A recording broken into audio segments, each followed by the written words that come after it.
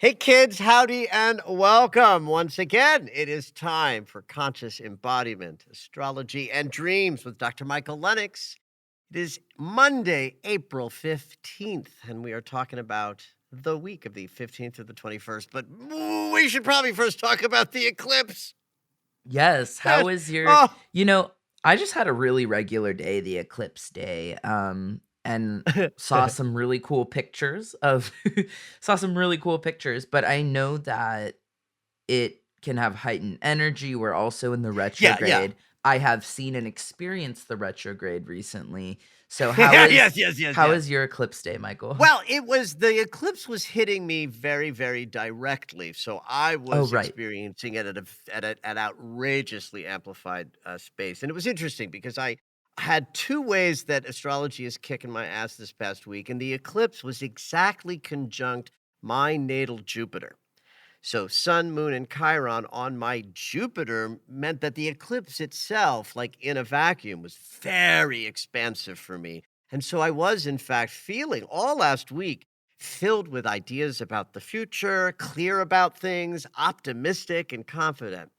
Meanwhile, Chiron is in Pisces in my natal chart, and Saturn, the great teacher, crept onto my Chiron last week as well. So I was having this double experience of feeling anxious, wounded, anxious attachment, performance anxiety. All of the wounds were barking while I was simultaneously feeling confident and optimistic. So it was a little schizophrenic, and mostly the day of the eclipse for me was I just wanted to feel well enough energetically to do my clients, and I did. And that's so mostly the week for me was about navigating exhaustion and Got it. still showing up for what I had to show up for. And because the new moon was on my Jupiter, I had all the energy I needed to get what I needed done, Mhm.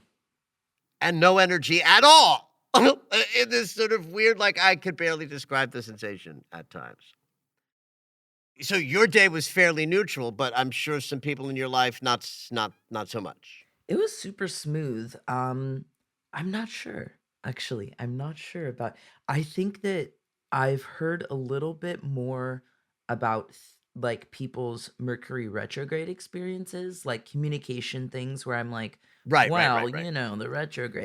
Yeah. Yeah, but Well, and I don't part of know. the challenge of last week and this week is going to be the simultaneity of different cycles that are intense, but simultaneously make for an even bumpier ride. So the Right. Mercury retrograde in Aries is part of that. In fact, in this week ahead, like if you just thought of this week in a vacuum, there's incredibly positive, empowered transits this week that can, Jupiter and Uranus coming together. That's expansion and sudden possibility in the sign of Taurus, which is all about, reward and money and abundance. But it's also just a function of bigger energy inside an eclipse wormhole and a Mercury retrograde. So it's an interesting combo of things. We'll get to that in a minute, but let's start as we always do with a question.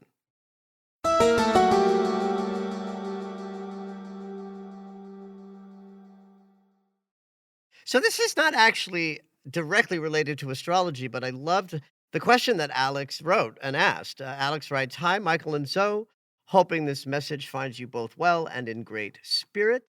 I'm an avid listener of the podcast, always click like on the Daily Red Robe astrology videos, and am thoroughly enjoying the free daily emails you are graciously providing at no cost to your fans during this eclipse wormhole. I'm writing in hopes that you can provide a little extra guidance regarding the power of intention setting. For those of us who are just now wrapping our heads around the power of manifestation or intellectually understanding the concept of intention setting, how do we go from just saying the words to truly meaning what we say in order to manifest our destiny? Speaking on a personal level, sometimes I feel like I'm just saying words. I'm sure at some point in your life you could relate to that. Yes, I can. Can you talk about your journey and how you became more invested in things like new moon rituals, Alex? I love this question because it can absolutely be a stumbling block to move in the direction of using your words and your voice to both use manifestation techniques, set intention, create moments where you're doing what they teach you in the law of manifestation, which is you think the thought of the thing you desire, maybe even say it out loud with the language of what it feels like to already have that thing. And that's partly how you use the power of the mind to manifest. So there absolutely, let me say this. There absolutely has to be a wall that you bump into, or I think you're not having an authentic experience of trying a new way of using the mind and words. For me, this was a very specific moment in the journey that I bumped into this. And it was late in the journey. Like I was well into my spiritual sort of lifestyle. I was past the big sort of Christ walk Kundalini explosion I had at 39 and 40. And I wandered into a science of mind church. Ernest Holmes created the science of mind last century, and all modern spiritual thought is based on that work. So The Secret, Law of Attraction, manifestation technique all comes from the writings and the work Ernest Holmes and Science of Mind churches. And I wandered into one of these churches in 2005, and I wound up staying a while because I became the music director for 5 years and ran a band. And that community sort of saved me at a moment when I was at a big squeeze in my life. After this spiritual expansion, I had like the worst depression and anxiety and addiction of my life. And being part of this community really carried me through that.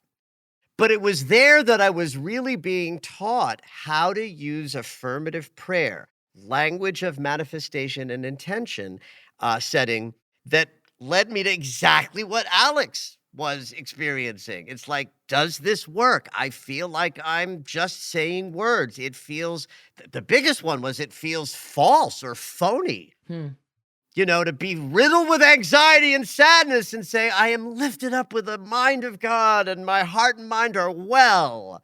It's like, fuck that. I feel like shit. But here's the thing.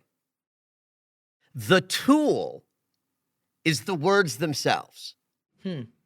So the prayer, like the one I just sort of, modeled, that I'm in anxiety and despair, and I say a prayer that I am uplifted in my thoughts and feelings alignment. Those words, that prayer is the tool. And so when you're first handed a tool, you might not know how to work it very well. It might feel awkward. You might drop it a few times as you're trying to figure it out. Most people grab a hammer and hold it very high up on the handle and bang, bang, bang, bang, bang. But that's not how you work a hammer.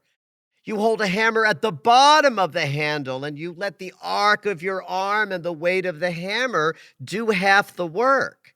So if I put a nail into a wall and I bang, bang, bang, bang, bang, bang, bang, it might take me 17 hits to get that nail in. But when I learn how to use my arm and the weight of the hammer, it's 3 passes and bam, it's in. The prayer or the intention setting language, Alex, is the tool itself. So the first thing you need more than anything else is practice and time. You got to keep doing it while it feels like you're faking it because it is a tool that is busting through, tap, tap, tap, bit by bit, chopping away at the block of marble of your old limiting thoughts with a possibility of new thoughts.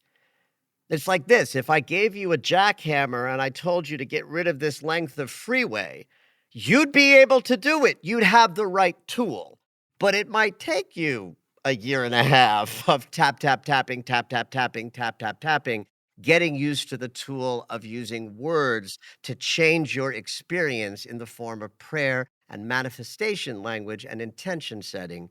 Keep practicing. Push yourself through the year or so that it will feel like you're just faking it. And trust me that eventually that tool will start to do its perfect work.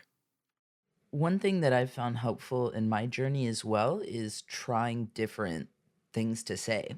Like prayers that worked for me 3 to Oh, 5 yeah, years beautiful. ago, Don't, some of them right, they don't work for change. me right now, and I'm That's in right. the process of finding what is my new language that feels more authentic Love and that, so and meaningful for me, you know? so great, you be flexible with what works and you explore in a practicing kind of way, and I'll Yeah. add to that, write things down and then speak them out loud. Mm.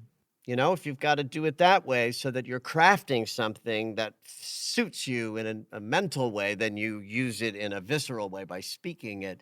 Practice counts, Yeah. and it isn't like the prayer and the manifestation language isn't less because you practiced it. And I love your perspective of you got to explore needs change. What inspires you one year might not the next. Beautiful.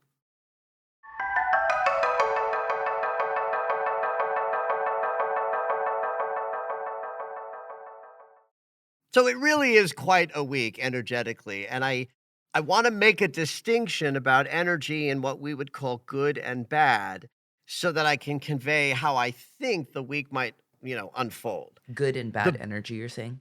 Right, it's something that'll happen in a session where I'll describe some energy that's coming, and the question from the client will be, "Well, is this good or bad?" And it's like, "Oh, if you were in this room, I'd be slapping you in the face. Yeah. There's no such thing as good or bad.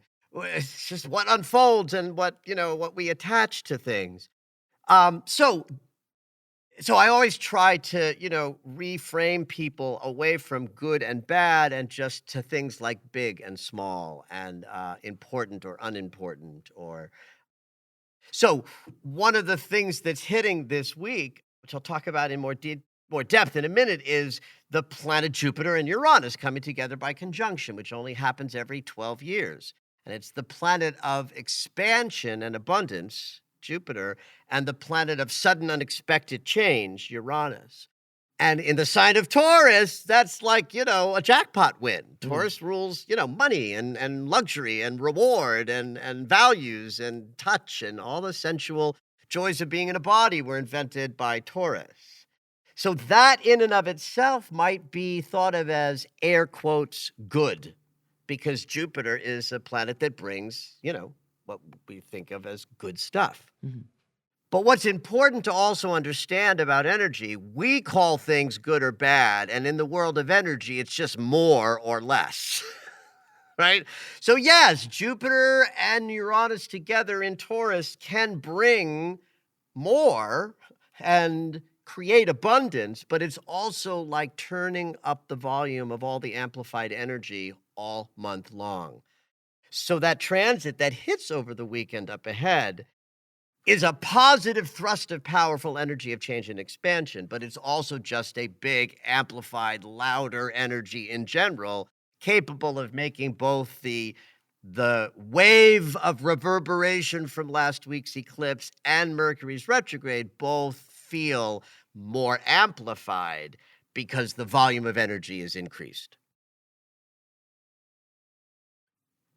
So, speaking of Mercury retrograde and the potential for this to be amplified, today is the big, important conjunction in Mercury's retrograde of Mercury and Chiron.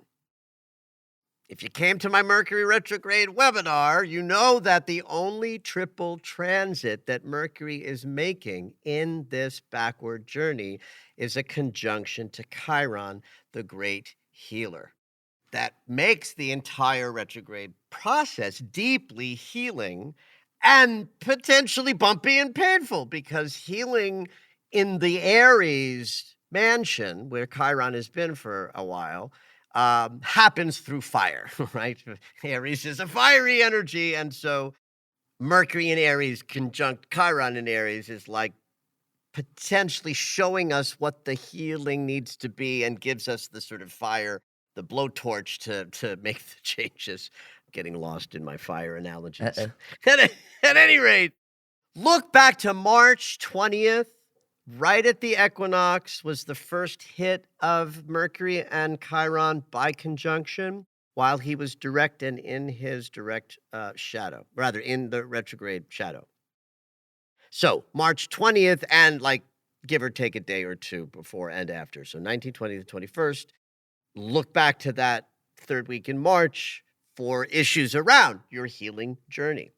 Chiron operates in two ways. One way is the deep, painful sense of healing where we've got to go into the wounded spaces and breathe some love in there to have a perception change of a wound. And those reflections of Chiron usually hurt a little.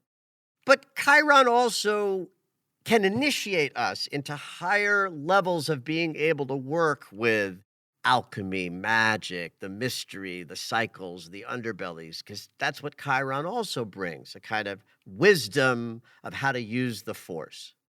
So Mercury retrograde is always about shifting our perceptions.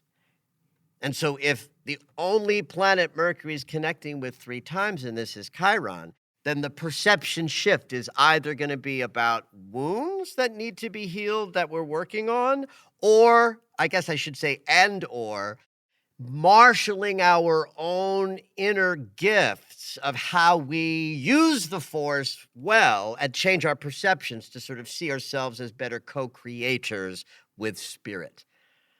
And because all of this is happening in Aries, the first planet, the first sign that invented like that we're here in the land of form, it's all about actions and behaviors and changing behaviors because we've healed wounded spaces or we've incorporated a greater capacity to marshal our energetic and intuitive gifts to meet life on life's terms.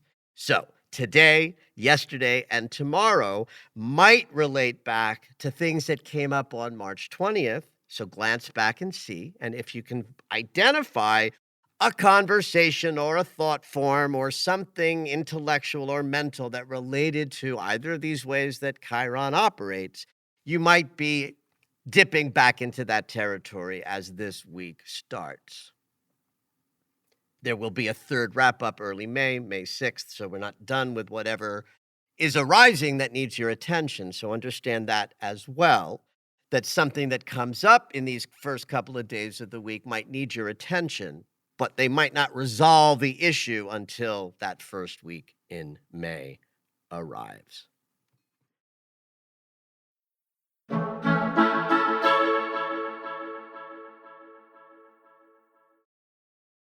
So the weekend is huge.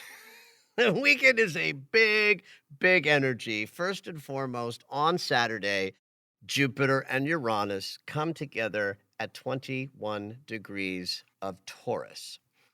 So if you know your chart and you know the house that's ruled by Taurus in your natal chart, that's the area of your life that's being most lit up with the capacity to not only expand and grow, thank you, Jupiter, but also fast and suddenly if changes occur that are beneficial and bountiful and help you expand or move in a new direction that is juicy and yummy. In fact, the day before their exact on Saturday, Mars is going to sextile both Jupiter and Uranus. So that makes sort of Friday and Saturday an enormous moment of productivity, action, movement, because Mars is touching both of these planets as they gather. We will experience that expanded thrust of energy very much in our physical bodies and connected to goals, actions, choice, movement, productivity, making things happen. So on that level of like productivity and making things happen, outrageous second half of the week and a potential for great productivity. Back to the idea, though, of bigger and smaller waves of energy. All of this Aries energy, the eclipse, Mercury retrograde still in Aries, means that our physical bodies and our heads, Aries rules the head, is very sort of activated with big energy. And now this weekend brings a wave of like turning the volume way up on energy because of Jupiter and Uranus. And that alone could make some of you who have been tired and headachy during this season more so. More tired, more headachy. Yeah, just think about the way in which some people, me included, me especially maybe, felt very tired last week during the eclipse. I define that kind of tiredness as coming from the overwhelm of huge amounts of energy just being coursed through our bodies that are only maybe comfortable with like, an 8 on the Richter scale of energy, and we're operating at like a 10. Mhm. So I just want to point out that some of y'all will have a very powerful and productive experience of Thursday, Friday, Saturday, and Sunday. And some of y'all might be a little overtired from the amplified energy just coursing through us. Yes, the eclipse season is over. We've got no more eclipses until October. But we're in a lunar cycle kicked off by an eclipse, which makes the whole 4 weeks big, amplified, and intense in an eclipsy kind of way. And Mercury is still retrograde, blah, blah, blah, blah, blah, blah, blah. So I'm sort of predicting both the potential for some confidence, optimism, joy, and groundedness around our expansions and our productivity as we move through the weekend. And or there might just also be a lot of sort of, heaviness in the body as we're being asked to carry huge waves of energy through us.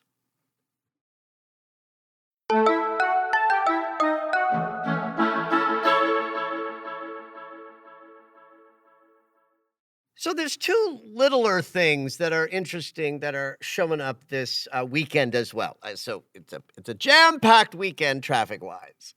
But there's a distinction of something that's happening on Friday with Mercury and Venus that I think needs to be pointed out.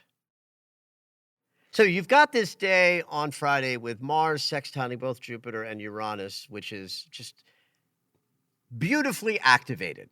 That's all. Just start by saying, like, Mars transits reflect how we're feeling in our embodiment. Sextiles are very productive energy, and a Mars sextile with both Jupiter and Uranus sets us up on Friday to have a potential expanded sense of who we are that day, a sense of grounded confidence and optimism in what we're choosing and where we're deciding to go next. And in that lovely grounded energy, the retrograding Mercury will conjunct Venus. This is not a triple transit. Venus just keeps moving on. Mercury's moving backwards. By the time Mercury returns to this point, she's long gone.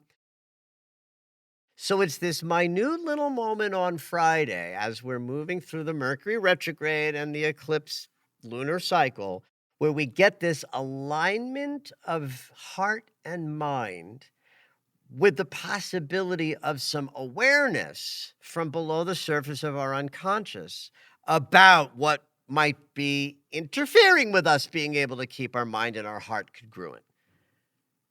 Aries energy is all about let's go, let's move, let's do the things we want to do. It's like the energy that moves without plans and doesn't need courage to go. Well, that can often have us moving so fast that we're not actually paying attention to, does my feeling body desire the thing that my mind has its eyes set on? Mm-hmm. So there's something juicy about this weekend while we're in an eclipse lunar cycle and Mercury's retrograde that we get downloaded or uploaded or clarity about emotional patterns that are under the surface that connect to how we think and perceive. Listen, just pay attention on Friday, kids. Whatever you're thinking about and talking about on Friday might have something to do with emotional patterns below the surface of your awareness that you would not otherwise have access to. And since we're in this great healing process with the Mercury retrograde, understand the messages you get on Friday could be really informative towards your healing journey. So, the retrograding Mercury is meeting with Chiron today, so the messages you get from sideways ways and synchronicities and happy accidents will be about your healing journey, and messages that come on Friday will be about your emotional patterning. And between these two hits at the beginning and the end of the week, the whole week has some great importance to how the Mercury retrograde is helping us change perceptions of wounded spaces and emotional patterns that we are, in fact, working on right now.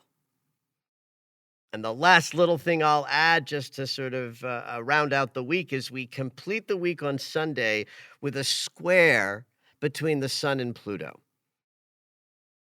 So that's a power struggle dynamic. Conscious awareness is always what's up when the sun is in a transit. So we become aware of something when the sun is making contact.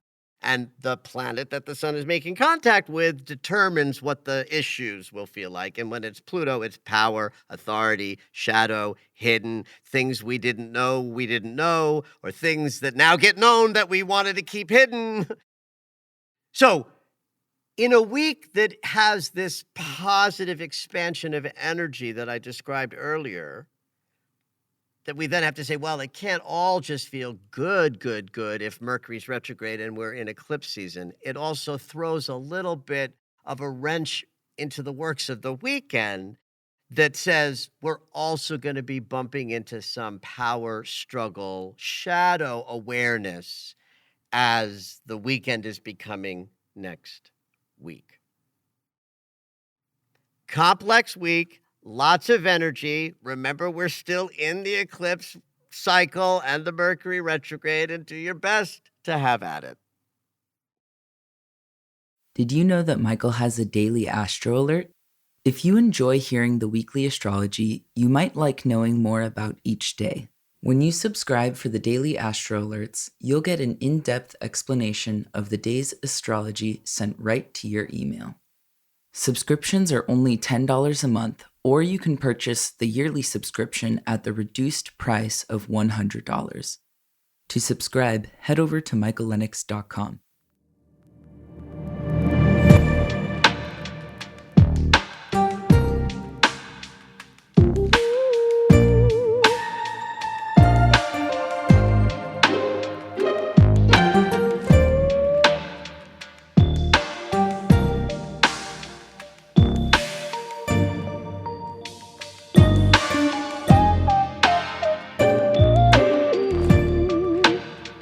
All right, it's dream segment time. Every week, Dr. Michael will interpret dreams that are sent in via email or take a live caller.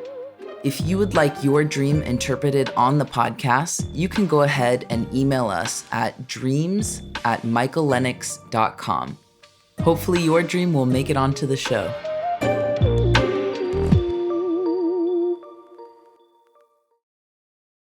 This week we have an email dream from Catherine. She says, "Thank you for all you do. I get so much from the weekly podcasts and look forward to them. Yay. This is a dream I had 2 nights ago. I was in the air. I was descending down quickly, but not frantic. I felt supported by something under my bum, and I was also holding a wooden board that was what was sustaining my descent. I felt a familiar presence with me, perhaps my mom. I was slightly sliding to the edge of the support that was under me and the board I was holding on to. I was concerned but had a firm grasp on them. I soon realized I was descending towards the ocean. I became aware that I would be going under towards the seafloor. I knew that I would not be able to breathe at first, but believed I would become accustomed to the water and be able to breathe Ooh. as I continued my descent. I was literally holding my breath, and then woke up as I needed to breathe in real life. Such an interesting dream to me, and I just keep thinking about it. Maybe some things that will help you. I am 53 and a Scorpio moon. I associate the depths of the ocean with my moon. Anyways, I would love your thoughts if you find this dream of interest. Catherine. Well, I love the Scorpio moon distinction Hmm. because, Scorpio's a water sign. Right. And the thing that Scorpio brings archetypally that no one else can bring is death and rebirth. That's the sign that invented death and rebirth. So right there, we have a sort of a message that there's a great surrender being described in this dream. So it's interesting that we start out in the air, Hmm. right? So right there, we have a theme of intellect. I'm in my thoughts. And where is Catherine going? Down to her emotions. And in fact, the deepest emotions that there are. So now we're also in the world of collective consciousness.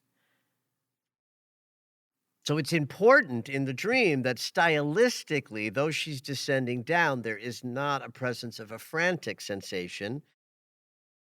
And while the the support she has is seems slim, right? There's just the thing under her bum, and then this sort of like rudder. It sounds like she's holding like a rudder to glide with. So it's important to note that what's supporting her is paltry. It's not like she's free floating, but she's not frantic. So that tells us that even though there might be some fear present, that she's in control and that there's some need to sort of accomplish this thing that she's accomplishing. The familiar presence is interesting. I'm wondering if Catherine at 53, if her mom is passed or not. Because if Mm. she has passed, then what this feels like, if this were like my dream, that this is an assistance, Hmm. in the invisible, that the familiar presence of her mom is like the ancestors helping guide us, Mhm. right? So that's another reason why she might not be as nervous as she might otherwise be holding a board and having some support under her bum as the only way she's being sort of guided downward. But she's being guided by ancestors and energy that's beyond her body, the familiar presence that is her mom or feels like her mom. What was that thing that happened, Zoe, where she said that she was, like, leaning towards the board and concerned about whether she had a firm grasp? Yeah, she was like slightly sliding to the edge of the board supporting the bottom of Got it, 'cause so that's just the precariousness of the experience, right? So if Yeah, and she's she's saying, ex like, she was a little concerned, but she did have a firm grasp on it, so Right, so that's 2 different ways that the dream and how she's describing the dream says that this surrender that the dream is describing feels a little scary and unstable, but she's not flipping out. Mhm. Even when she's, like, leaning towards and feels like she's, might fall off or let go of the board. That's important to me because it emphasizes that the theme of the dream is an emotional surrender, and it feels unstable, but she's allowing it. Mhm. I think it's important that she says in her language that while she knows she's going to the ocean, that there's the distinction of going to the sea floor. Yeah, I thought that was interesting. Yeah, honey, do you know how deep the sea floor is? I saw a little, TikTok video. It's not exactly science, but I saw some sciencey like woman talk about how if you dropped a marble into the ocean, it would take like a day to get to the bottom. I don't think it's actually a day, but it's like this impossibly long period. The Mhm. the ocean floor is really down there, and this is the most powerful image in the dream that says that Catherine is talking about a deep collective experience. Mhm. It's like if she's in the air, she's connecting to all intellect, collective thought, the thoughts we're all thinking, which, if you look out at the world, the thoughts we're all thinking collectively are shit. and the world's falling apart Yeah. because we're all thinking bad thoughts. And so she's also asking the existential question, what's at the bottom of all of this? What's at the deepest place, at the lowest part of our deep unconscious where feelings are swirly and pressure is enormous and right? She didn't say she just fell into the ocean. She's going all the way to the floor.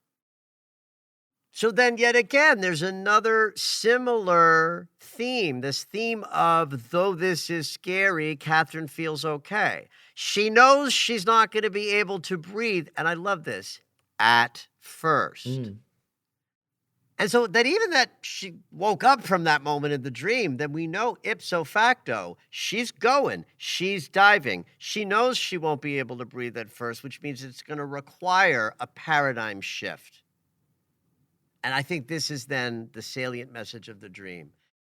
In order for us to be in the world as it is today, gone mad and kind of scary, we all have to sort of surrender into a collective experience. I think knowing that we're all in the same deep ocean of deep feelings and in the same intellect of difficult thoughts, that I think Catherine is having a dream about her personal experience of going all the way up and all the way down, top of the wheel, bottom of the wheel, knowing that as she surrenders to her deep emotional consciousness, that as a woman with a Scorpio moon, she's got access to really deep, scary feelings, that this dream is helping her have the lofty thoughts and the deep sort of emotional experience and somehow coming out the other side of this dream readier to meet the world on the world's terms. Thank you for listening to Conscious Embodiment, Astrology and Dreams with Dr. Michael Lennox.